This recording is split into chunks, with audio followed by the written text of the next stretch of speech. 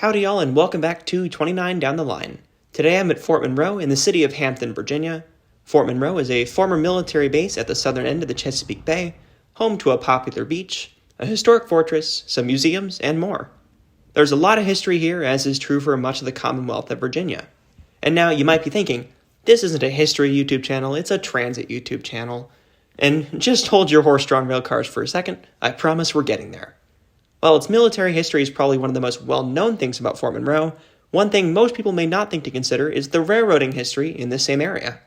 Right here on Fort Monroe is milepost 0 of the former Chesapeake and Ohio Main Line.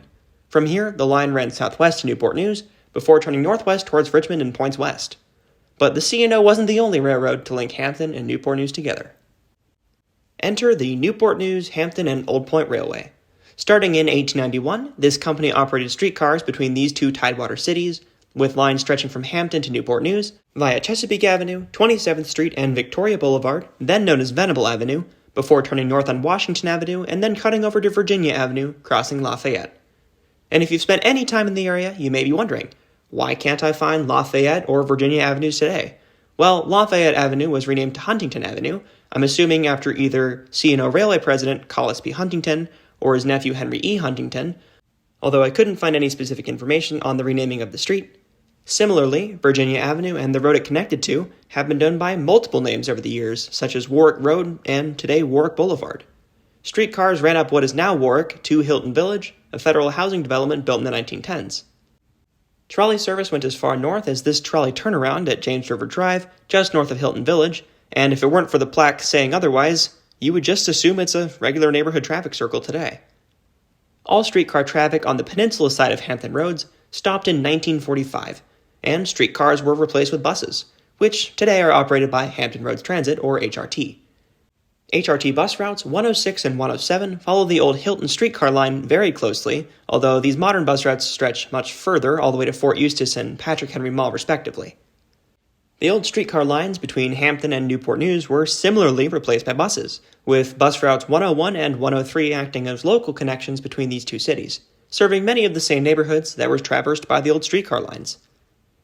HRT operates some pretty good lines south of the James River, notably the Tide Light Rail and the Elizabeth River Ferry. And yes, I just called the Tide good. It's good in that it's frequent for a transit route in this region, and it's by no means a sublime, comprehensive, world-class rail system, but it provides a pretty easy ride into and out of downtown Norfolk from the eastern part of the city.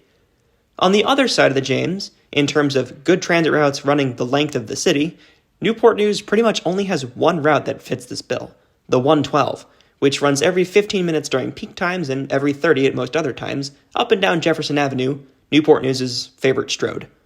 But the streetcar lines never ran up most of Jefferson. They ran up Warwick.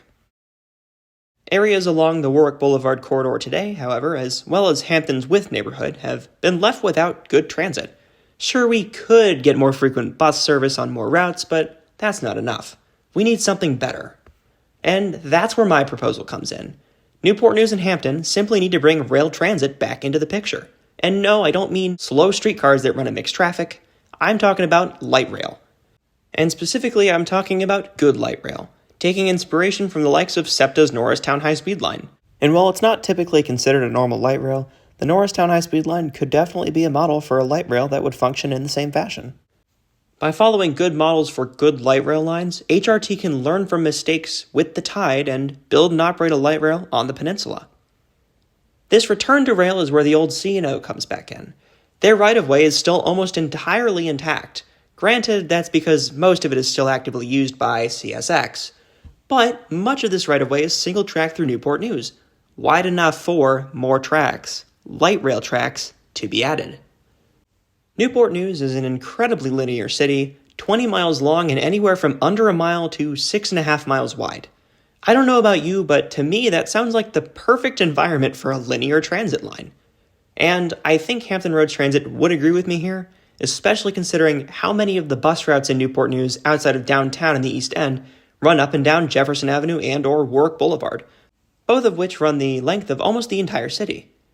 And do you know what's right in between these two major thoroughfares? The former C&O right-of-way, of which this section is today the CSX Peninsula subdivision. Sounds like a nice alignment for a rail transit line, doesn't it?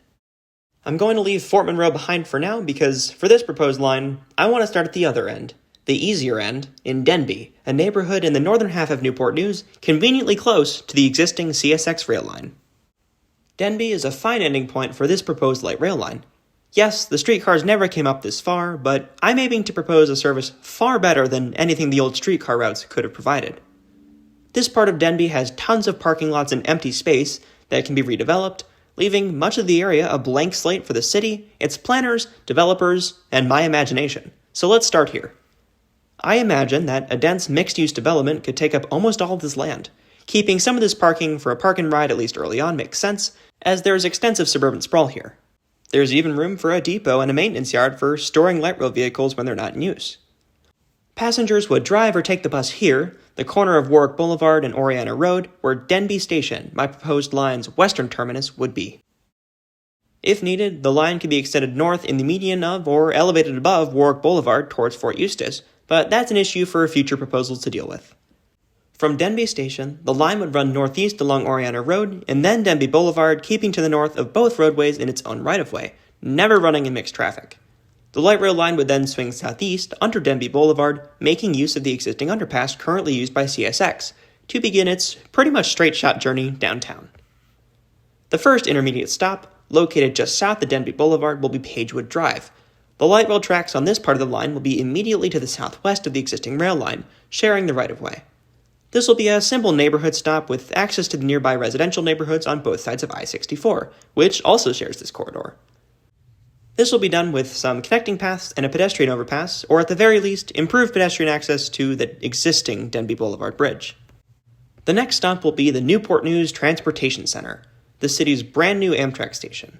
And I was on the first inbound train to the station back in August, so go check out my video on that if you'd like. The light rail will be on a platform parallel to the one Amtrak uses, so this transfer will be extremely simple.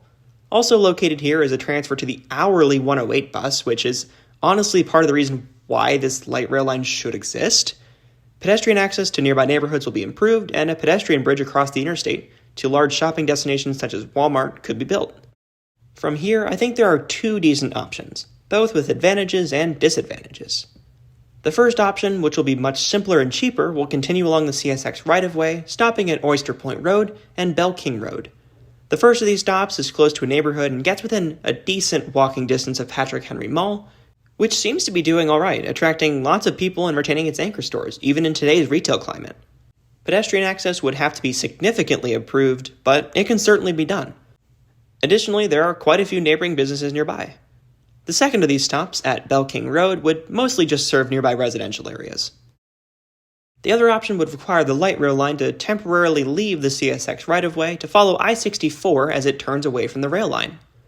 The light rail would cross the CSX line via a flyover to then run elevated over the I-64 interchange with Jefferson Avenue before continuing into the Patrick Henry Mall parking lot, with a stop near the existing bus transfer station. The mall parking lot is also the perfect place for a park and ride, providing both ample space for parking and easy driving access to I-64. The line would then follow Jefferson Avenue, staying to the northeast of the roadway on its own right-of-way, with crossing gates like what is seen on the Tide to Yoder Plaza. This stop would serve the more suburban shopping centers along Jefferson, and it could also serve as a park and ride. Finally, this alignment has one more stop than the other one does, with the station at Tech Center, also along the north side of Jefferson Avenue. Pedestrian access would need to be improved to serve nearby shopping, residences, and Jefferson Lab. This alignment would then turn southwest, preferably via a grade-separated overpass to cross Jefferson Avenue. Before reaching City Center Boulevard, the line will have already rejoined the CSX right-of-way, again assuming a position to the southwest of the existing track. Both alignments would pass Port Warwick, the location of the next station on the line. Pedestrian access would be improved with a pedestrian overpass from the station to Port Warwick, which would be located on opposite sides of the CSX line from each other. As for which of these two alignments is better, I would go for the one that directly serves Patrick Henry Mall, even though it will certainly be more expensive. That section of Jefferson Avenue is just too much of a regional commercial center for this line not to serve. And now that we've gotten a decent ways down the line, let's take a break from the route here to discuss some of the other things about the line. What's it going to be called? What's the frequency like? What about operating hours? The fare? Well, in this proposal, the fare would be the standard HRT fare of $2 one way or $4.50 for a day pass for use on all lines. I think trains every 10 to 15 minutes or better per direction is a pretty good place to start. For reference, every 10 to 30 minutes is the frequency currently seen on the Tide in Norfolk. And in fact, the vehicles on this new line will be Siemens S700 light rail vehicles, nearly identical to the S70 vehicles used on the Tide currently. The difference here is that I would make platforms long enough to accommodate longer trains, at least twice as long as what we see in Norfolk. For operating hours, I'd suggest running regular frequency trains from 4 a.m. until 1 a.m. with half-hourly service from 1 a.m. to 4 a.m. for those late nights at the shipyard. And sure, maybe on weekdays before 5 a.m. and after 11 p.m. or midnight, we can reduce train frequencies to half-hourly. There's a pretty early Amtrak train, though, out of Newport News, so this schedule would give passengers ample time to get to the Amtrak station from both Newport News and Hampton. Federal and state funds could be used to partially pay for the construction of this line, as well as tax revenues received by local governments. And as much as most people would despise it, we can put more tolls on some roads in the region, which would provide an additional revenue stream. And lastly, what are we going to call this line? Well, Norfolk has the Tide and Virginia Beach has the Wave, so I was thinking we could continue this oceanic and monosyllabic nomenclature and call this new line the Breeze. And just one more thing. I have to say thank you to Classywell for hosting another video contest, otherwise this video might not have ever happened. So yes, this is my submission to the One Line More contest. Now back to the route for the Breeze. Continuing towards downtown Newport News, the station after Port Warwick will be at J. Clyde Morris Boulevard. The line will cross under J. Clyde Morris, using the existing underpass, before making a stop just south of the roadway. And I can only hope that this station will garner lots of ridership due to its location by Riverside Medical Center, the Virginia Living Museum, the Mariners Museum and Park, and Christopher Newport University. Additionally, light rail ridership at this station would likely increase from passengers transferring from buses, as Riverside Medical Center already serves as an important bus hub in central Newport News, serving as a major stop for the 106, the 107, and that pesky 108, which ends its route here before heading back north towards Lee Hall. And I'm telling you, the 108 could be great, it just needs to be more frequent. And perhaps we can even divert the 112 here as well, to a bus bay north of the station. So far, the other station names have been pretty easy to come up with, but this one, it just serves so much in one small area.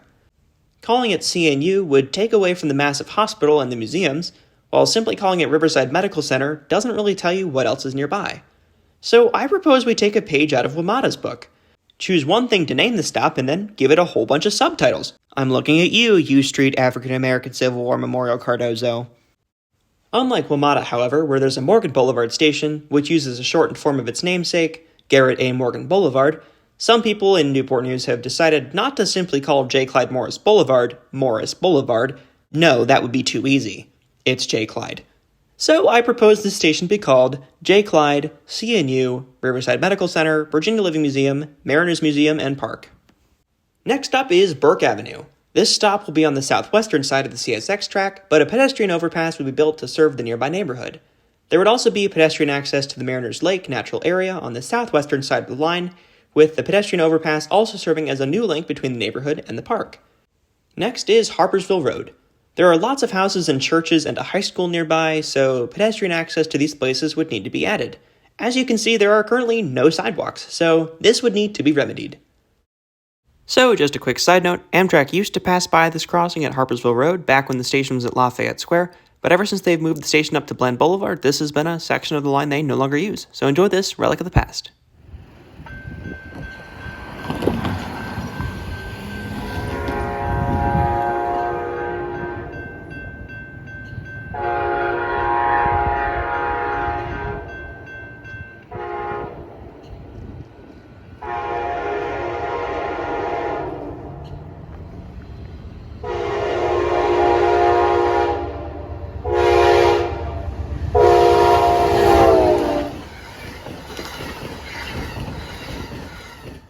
After Harpersville is the Midtown Community Center. It would need better pedestrian access to nearby neighborhoods and a pedestrian overpass to the community center. And sure, many of these pedestrian bridges could be seen as unnecessary expenses, but I think they would serve to connect parts of Newport News together that have sat otherwise separated by the CSX right-of-way. Our next stop will be Hilton Village, near where the old streetcar line ended. The new right-of-way will be much better, though, as it doesn't need to follow Warwick Boulevard or cross side streets on this part of the line. This will also be the most interesting stop on the line so far, at least as far as design goes, by having its platform above Main Street, which dives down to cross under the existing freight rail line. And we're keeping the old C&O logo. That's not going anywhere. Next is Huntington Park. This is one of the first spots on the line where we have a problem, a building obstructing our side of the CSX right-of-way. If only it just happened to already be a train station. Oh wait, it is. It's just currently not served by any trains. Of course, we'd finally add some sidewalks to this now repurposed station at Lafayette Square for light rail riders to get to Huntington Park and Warwick Boulevard with a signalized crosswalk across Warwick to the park. The existing parking lot from back in this building's Amtrak days could be used as a park and ride lot until land use improvements are made. Next stop, Huntington Heights. This stop will be at about 71st Street with access to the historic neighborhood of the same name. The next stop I propose is 60th Street, Shipyard. The nearby Newport News Shipyard is a major employer and should generate quite a bit of ridership. 50th Street Shipyard will be pretty much exactly the same, just a little further towards downtown. This will also be our last stop along the CSX right-of-way in Newport News. Starting at 46th Street, the light rail line will cut across the vast swath of parking lots near the shipyard towards the corner of 41st and Washington, crossing a few streets at grade on the way, with crossing gates and everything. Washington Avenue would become a transit-only street, as Huntington and Warwick can probably handle a large amount of the traffic by cars that would otherwise use Washington. This transit street, only for buses and light rail vehicles, would run from 42nd Street to 28th Street, shortly after joining Washington Avenue. The Breeze would have a stop at 41st Street Shipyard, and you might be wondering, does this one shipyard need so many transit stops? Yes it does. It will likely be a major trip generator as it employs over 25,000 people. Next is the Newport News Transit Center, where the light rail will stop on the now transit-only Washington Avenue next to the bus bays, and this really cool clock tower, which we should really get working again. This station at the Newport News Transit Center is not to be confused with the Newport News Transportation Center, which the Breeze stopped at earlier. One of these should probably be renamed, and if you ask me, the one to be renamed should probably be the Amtrak station, as it's the more recent addition to the region. I couldn't tell you why they picked an almost identical name to the transit center downtown, but I would propose renaming the Amtrak station to something simple. I don't know, like the Newport News Amtrak station. Problem solved. From here, the light rail line will continue further downtown, stopping along Washington Avenue at downtown Newport News, 28th Street. This station is really close to a couple of places where an actually proposed Newport News to Norfolk ferry could stop, so it could serve as an important intermodal transit connection if such a ferry line does come to exist. And if this is the case, I would propose moving the stop closer to where the ferry would dock and changing the station name to Downtown Newport News Ferry Landing. From here, the line will turn northeast up 28th Street, running in its own set of lanes in the middle of the road, physically separated from all car traffic on each side by a curb with a fence or some other kind of barrier. Yes, some car lanes will be removed, but that's not the end of the world. Downtown Newport News has way more car lanes than it needs for the car traffic it usually sees. The light rail will then cross I-664, part of the Hampton Roads Beltway, via the existing 28th Street Bridge. Once across the interstate, the northeastbound and southwestbound tracks will split apart from each other. The northeastbound track will take over an existing car lane from 28th Street over to 27th Street, and the southwestbound track will take over an existing car lane from 28th Street onto the bridge into downtown. This is because 27th and 28th Streets in the east end neighborhood of Newport News are one-way streets, with 27th traffic heading northeast and 28th traffic heading southwest.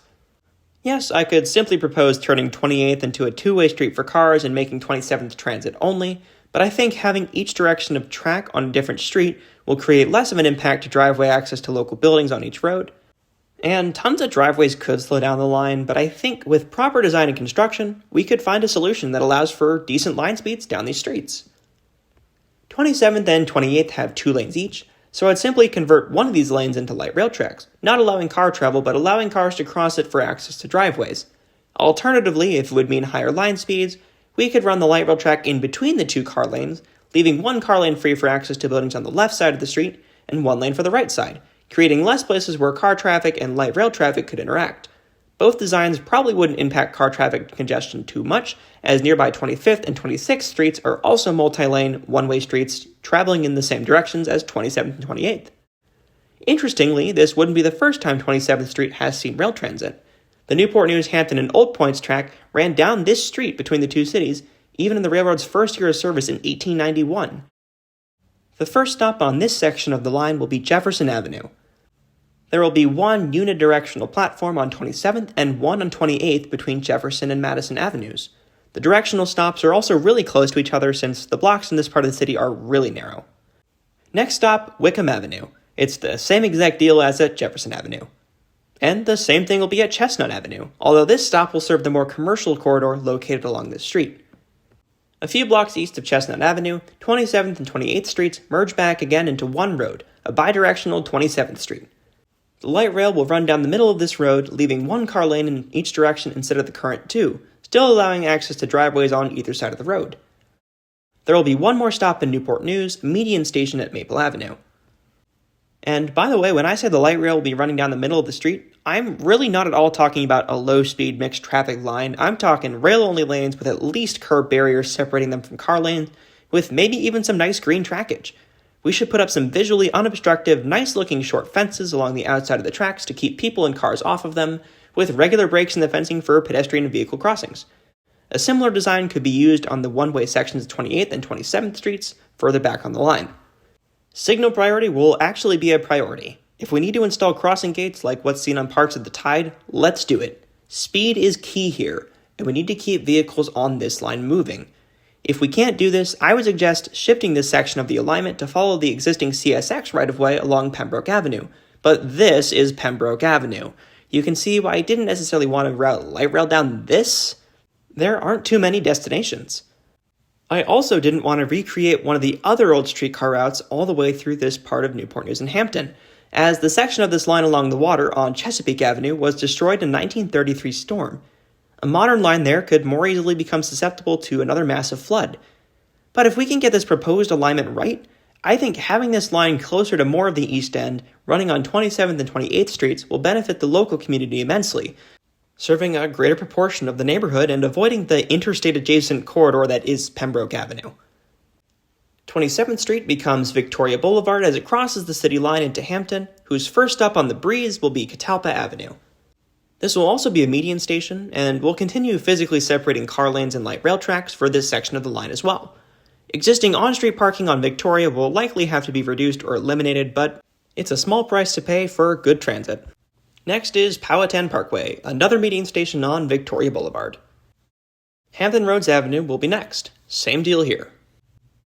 Our next stop will be LaSalle Avenue, which will be much the same as the rest of the stations along Victoria. There is a building near here that I should mention, though. At the corner of Victoria and Algonquin Road sits the Hampton Roads Transit North Side facility, where the local transit agency stores a large number of its buses. This site very much predates HRT, however, and actually used to be where the trolley barn for the Newport News and Old Point Railway and Electric Company was, and that was a later streetcar operator on the peninsula. That garage fits buses now, so who's to say it couldn't be repurposed into a garage and depot for light rail vehicles in the future? It's already right along this proposed line. It's perfect.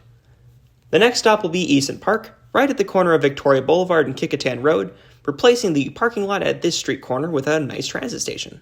The line will then continue north along the west side of Kicquetan Road, relocating car lanes when necessary. The line will then turn east to run along the north side of Settlers Landing Road, replacing some car lanes and allowing driveway access where necessary. The breeze will then stop at downtown Hampton on Settlers Landing between Merchant Lane and Bridge Street. So while this station is located right next to Hampton's small, charming downtown, it does miss the Hampton Transit Center, which is currently a major bus hub. So I would suggest moving the Hampton Transit Center to be more closer to this rail line, so easy bus to light rail connections can be made. After this, between Wine and Eaton Streets, the line will leave the northern side of Settlers Landing, cross the road, and continue through where this parking garage currently sits at the corner of Settlers Landing Road and Eaton Street, right on the Hampton River. The line will then cross the Hampton River and head south to take over what are currently car lanes on William R. Harvey Way, before turning east onto a separate right-of-way along the other part of William R. Harvey to serve Hampton University. The light rail line will then cross I-64 at the eastern end of William R. Harvey Way via a currently non-existent overpass to follow Woodland Road, and then turn southeast onto a now abandoned section of the old C&O mainline right-of-way, stopping at Woodland Road. Pedestrian access will be improved to other parts of the neighborhood. After crossing Mallory Street in the C&O right-of-way, Breeze trains will serve the penultimate station of Phoebus, located in the pleasant, walkable neighborhood of the same name. Finally, the line will cross Mill Creek into Fort Monroe via the existing Mercury Boulevard Bridge, taking over road space to avoid running in mixed traffic. Tracks will then run next to McNair Drive, down to where I started this video at milepost 0 on the CNO main line. The station at the 0 milepost, or just short of it at one of the parking lots along McNair, will simply be called Fort Monroe. From here, if desired, the line could be tunneled underneath the James River to extend and connect to the tide in Norfolk. But that would be a huge task, and I think we'll see cross-river ferries before we see any cross-river rail. So that's the line, connecting two cities in a very important region of Virginia.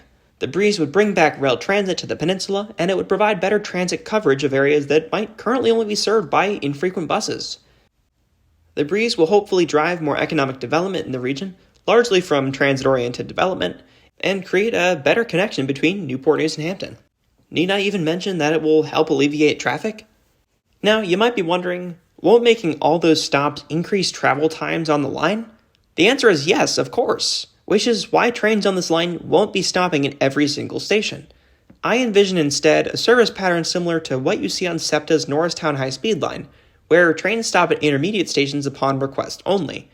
This is an especially important aspect of this plan, as some of these proposed stations like Pagewood Drive and Burke and Wickham Avenues would really just be small stations intended to serve their immediate neighborhoods. To save time, trains would not stop at most intermediate stations unless someone wanted to get on or off. This alignment is perfect for rail since it largely follows an existing rail right-of-way. It serves major destinations like the Newport News Amtrak Station, Patrick Henry Mall, Riverside Medical Center, Christopher Newport University, the Newport News Shipyard, Hampton University, and Fort Monroe, with plenty of service to residential and commercial areas in between. That means this line will benefit intercity travelers, college students, shoppers, shipyard workers, and tons of other people in Hampton and Newport News. Now, do I think this line will ever be built? Maybe not in the near future.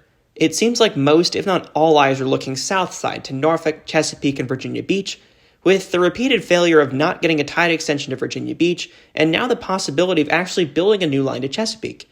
However, if Newport News and Hampton start working together to actually propose something like the Breeze, I think building something of this scope is possible. It might be a case of the squeaky wheel getting the oil, or maybe it's just the echoing sound of squealing brakes and bridge tunnel traffic, but I think it's easy to view Norfolk and Virginia Beach as the center of all things Hampton Roads without really giving a full view to everything else. For all of my out-of-state viewers, how many of you have ever heard of Newport News before watching this channel? And how many of you have heard of Hampton? Now compare that to how many of you have heard of Virginia Beach or Norfolk, and then you'll start to get the picture. Newport News and Hampton are due for some time in the spotlight. They have a lot of potential that just needs to be realized, and they'll be better together. The two cities are already pretty similar, each hosting a university, each having a large military presence, and even sharing common shopping and employment destinations. And what better way to bring these two cities together, and especially parts of these cities that are currently lacking in good transit, than the Breeze. I certainly enjoyed getting to go to a bunch of new places in this video for, just to film them and, document different parts of the line. I got to go there by bus, by bike, rode in a car a little bit, and it's just a cool way to get to know the area a little better, see how this line would kind of play out in real life. I try to be pretty realistic with no mixed traffic running, no tunneling, and very minimal disruption to existing buildings. And I feel like it's politically and monetarily feasible. I mean, it's going to be difficult either way, but I feel like it's definitely doable. And as for the name of the line, I am aware that the confusion between the Breeze Light Rail and the Virginia Breeze intercity bus service might be a bit of an issue. Thank you to my friend Sammy Marco for pointing out this potential flaw. But honestly, this is just a proposal. If you have a better idea for a name, feel free to leave it in the comments below. And I do want to mention one more thing here. I am aware of Tyler Alberico's video proposing Cabart, and it's a really cool video. You should go watch it, especially considering you just watched half an hour of this proposal for rail for Hampton Roads, so you must find it at least somewhat interesting. I'm not going to provide my thoughts on Tyler's video here, but go give it a watch. But in all seriousness, Cabart and the Breeze coming out with proposals at about the same time is a complete coincidence. We didn't plan it this way. It just so happens that we both wanted to see rail in this area. While Tyler's logo for Cabart did inspire me to make a logo for the Breeze in the first place, the color similarity is only because blue, white, and green are just the colors of Hampton Roads, and they're even already used by Hampton Roads Transit. So, of course, they were going to look somewhat similar, but thanks to Tyler for the inspiration to do that artistic expression in the first place. And for the maps I used in this video, they were mostly made with MetroDreamin, which is a site that I just, found during the video making process. It's pretty cool. I recommend it. yeah, it was cool. So thanks to that site for having the tools to, let me visualize this line. And with all that being said, thank you all so much for watching. I know this was a much longer video than you're normally used to for me, and I know this was way delayed in coming out. So it's here. Hope you enjoyed. Like, comment, subscribe if you did, and I'll see y'all in the next one. Let me know what you think of the breeze in the comments. Have a good rest of your week.